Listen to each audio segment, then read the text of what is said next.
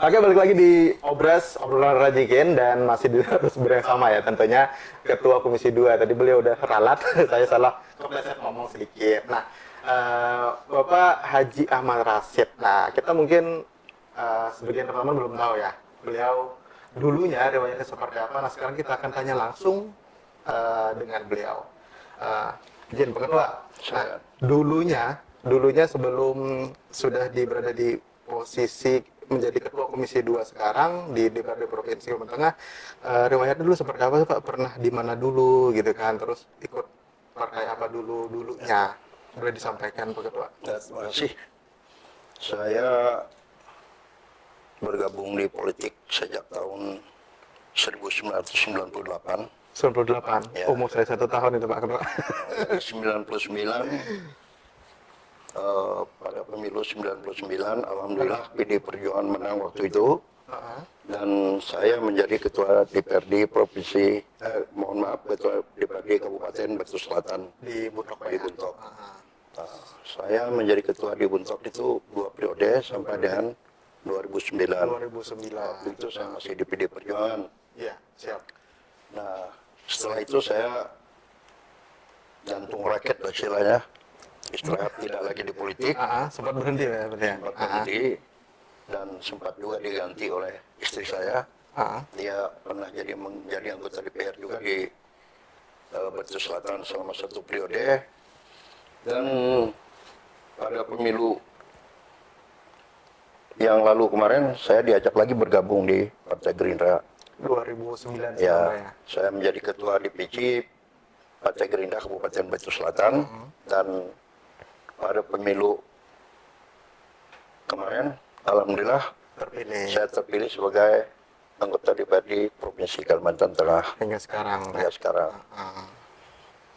Jadi ibaratnya kalau masalah pengalaman udah lumayan banyak Pak ya, udah hampir 24 tahun Pak ya? Ya lumayan lah. Lumayan Pak ya? Lumayan. Jadi Pak, itu riwayatnya Bapak ya, Pak Ketua sebagai legislator atau dewan ya, udah 2 periode di Buntok, terus sempat vakum dan sekarang mulai 2009 sampai sekarang berlanjut di DPRD Provinsi. Nah, selain profil legislator atau politik beliau, itu juga akan beralih ke masa-masa kecil beliau ya, atau sekolahnya beliau dulu di mana, kemudian menjalani masa-masa di bulan Ramadan itu seperti apa dulunya. Mungkin kan kalau orang dulu nih ya, orang tua kita dulu mungkin lebih seru lah daripada kita sekarang yang ibaratnya sudah modern banget nih sekarang kan. Kebanyakan juga kayak gerobak sahur keliling dulu kan kebanyakan juga sudah tidak ada lagi di desa-desa. Dan sekarang kita bertanya nih, gimana dulunya kalaunya Pak Ketua Pak Haji Ahmad Rashid dulunya seperti apa Pak untuk Ramadannya nih Pak, pengalaman Ramadannya dulu. Kalau masih muda, waktu itu ya saya kira pengalaman yang luar biasa sekali, sangat indah ya. Karena pada saat bulan Ramadan, di kampung saya, di Kampung Baru, ada 10 km di hilir kota Buntok itu. Itu pada saat bulan Ramadan, itu semua tiap rumah itu memasang lampu dari minyak tanah itu. Oh, dari minyak tanah. Ya, jadi di tiap rumah itu dipasang lampu sehingga tadinya yang kampung gelap itu menjadi terang. Ya, ada banyak lampu dipasang. Nah, macam-macam lagi juga, ada yang lampu dan lampu hias dan segala macam. Nah, begitu juga dengan masalah sahur. Nah, sahur itu mulai jam 1 itu sudah ada kegiatan. Jam 1 ya? Sudah yang kali teman itu dan membawa alat apa itu dipukul, gitu ya? mengatakan itu bergerakan sahur. Bergerakan, ya. Itu sampai dengan Jelang imsak Pak. menjelang imsak baru berhenti. Wah, itu kadang-kadang di kampung itu ada beberapa grup gitu kan. Ada yang jering-jeringan, ada juga yang membawa alat musik dan segala macam. Nah, itulah. Pokoknya meriah lah. Kalau sekarang sudah nggak ada lagi, tapi kalau di Basel masih ada lomba bergerakan sahur. Lombanya Pak? Ya, dilombakan. Berarti maksudnya di setiap desa-desa gitu? Iya, diikuti oleh dari desa-desa. Pesertanya dari desa dari Pak ya? desa-desa. Dari Pemkab yang ada kan Pak ya? Pemkab yang ada kan, Pemkab Kabupaten Batu Selatan. Ini masih Pak? Masih tiap tahun itu Daerah dilombakan. kami udah nggak ada itu. Dilombakan itu. Iya. Jadi cuma sepertinya lebih modern dari dulu lah. Misalnya dia sudah sekarang kan udah dipakai gerobak, pakai mobil, pakai apa segala macam musik ya. sudah sekarang ya. Pakai musik. Kalau dulu kan hanya apa saja yang bisa dibentung itu apa itu panci atau apa wajan dan segala macam itu dipukul sehingga membangunkan masyarakat satu kampung itu. Itu luar biasa sekali, saya kira patut dilestarikan lah itu kan. Iya, Pak Ketua. Dulunya Pak Ketua tuh kalau muda tuh seperti apa sih orangnya? Maksudnya kayak entah suka usil kah, jahil kah, atau asik atau gimana nih berteman sama teman-temannya? Saya kira biasa-biasa saja. Biasa saja, Pak. Nggak terlalu ini menonjol juga, Pak, ya? biasalah. Dan kami ini kena 12 bersaudara. 12, Pak. Satu keluarga. Saya nomor 10. Nomor 10. Nah, kalau dulu Asma itu nomor 4. Nah, karena keluarga besar begitu, ya dari sejak SMP itu sudah mandiri. SMP-nya dulu di mana, Pak? Saya SMP di Palangkaraya sini, SMP 1 Palangkaraya. Oh, kalau SD-nya, Pak? Saya SD-nya di Kampung Baru. Di Kampung Baru, Ya. SMP-nya di Palangkaraya. Palangkaraya, sudah itu saya melanjutkan STM di Palangkaraya. STM di Palangkaraya. Ya. Palangkaraya juga. Nah, saya juga kuliah dulu kalau dulu ASMI, Di mana? Akademi Sekretaris Manajemen di Muhammadiyah nih kan. Di Muhammadiyah. Sekarang sudah jadi Sekolah Tinggi Muhammadiyah kan. Dulu ASMI, Akademi Sekretaris dan Manajemen. Dan kebetulan saya tuh jadi ketua senat dulu di sana. Kalau Bapak dulu ambil jurusan apa, Ketua? Enggak, itu memang hanya itu satu jurusannya memang itu Sekretaris dulu, dan Manajemen ya. namanya. Jadi kesekretariatan dan masalah manajemen. Berarti dulu aktif juga Pak, sampai terpilih jadi ketua. Ya, itu kan masalah mahasiswa yang milih ya.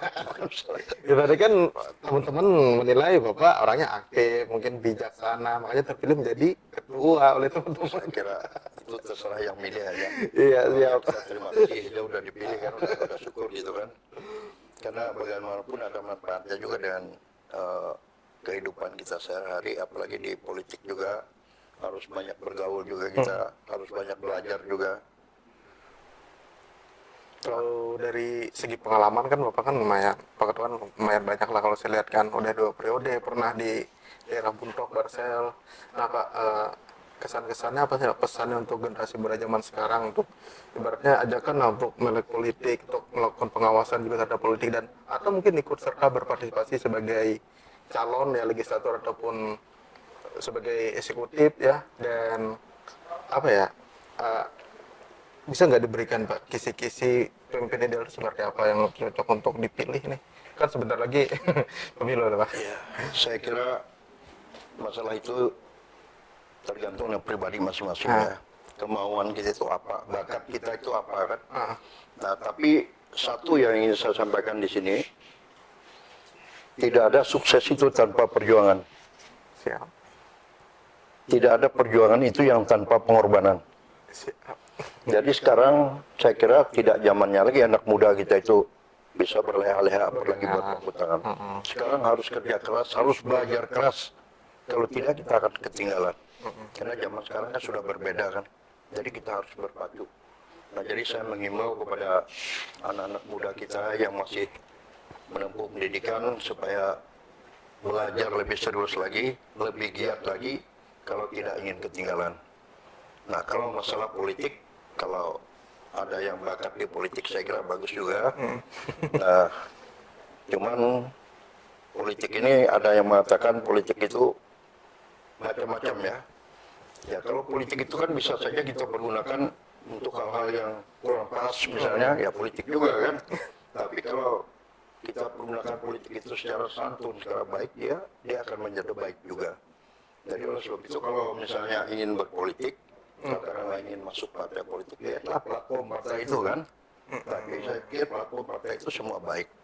Nah, cuma tinggal nanti mungkin dari pusat yang membawa kita bagaimana, ya kita harus tunduk dan taat kepada anggaran dasar dan anggaran rumah tangga politik itu.